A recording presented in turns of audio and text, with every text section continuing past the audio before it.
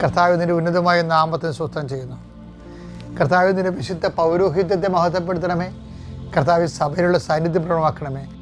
കർത്താവെ, അന്ധന് കാഴ്ച നൽകിയവനെ, ചെകിടിനെ കേൾവി നൽകിയവനെ, ഊമന് സംഭാഷണ ശക്തി നൽകിയവനെ, കർത്താവെ മഹോരോഗ്യം സുഖപ്പെടുത്തിയവനെ, കർത്താവെ മരിച്ചവനെ ഉയർപ്പിച്ചവനെ, അങ്ങയുടെ നാമത്തെ പ്രാർത്ഥിക്കുന്ന ഓരോ മകൻ്റെ മേലും മകളുടെ മേലും നിന്റെ തിരുമുറുപാർന്ന വലതുകരം, ആണിപ്രതാർന്ന അത്ഭുതകരം, അടിപ്പിണർ പോലെ വൈതാഖരം പോലെ സ്പർശിക്കണമേ എന്ന് പ്രാർത്ഥിക്കുന്നു.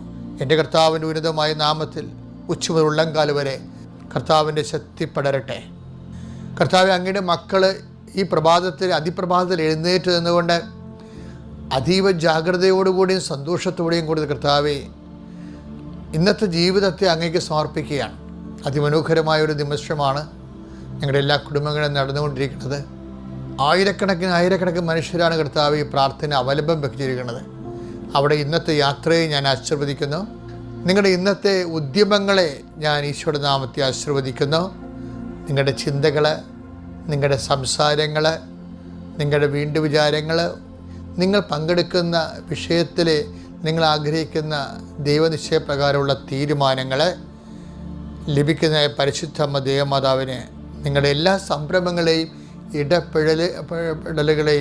ഇടപഴകലുകളെയും കർത്താവിൻ്റെ തിരുസന്നിധിയിലെ മാതാവിൻ്റെ മധ്യസ്ഥ സമർപ്പിക്കുന്നു.